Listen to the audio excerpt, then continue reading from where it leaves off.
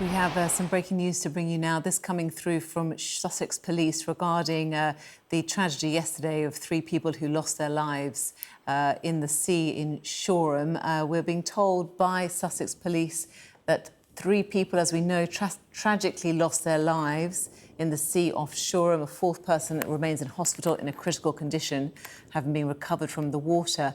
The police then go on to tell us that all 4 people have now been formally identified and they can confirm that they were members of the same family. The statement goes on to say that Hassan el Khawas, who was 55, his partner Zeina Alayn, who was 37, their 14-year-old daughter Sara el Khawas are all confirmed to have been deceased at the scene after being pulled out from the water.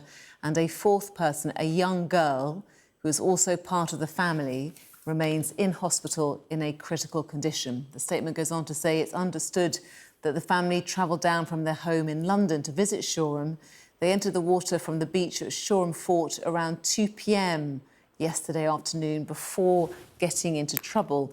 A significant emergency service response followed, including HM Coast Guard, the RNLI and South East Coast Ambulance Service and police. They go on to say the investigation into the incident remains open, but following reviews of CCTV footage and initial witness accounts, the current hypothesis at this stage is that this was a tragic accident with no third-party involvement. They go on to say that their inquiries will continue and a file will be prepared for HM Coroner ahead of an inquest. Chief Superintendent James Collis has been quoted as saying the events of Tuesday afternoon are a heartbreaking tragedy which has devastated a family and their friends and has had a profound impact on the Shoreham community.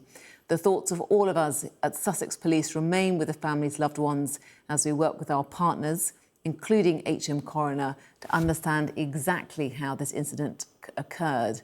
They go on to say the emergency response was significant, and I would like to thank all of the first responders for their determined attempts to save all 4 people, as well as the wider public for their patience during the incident.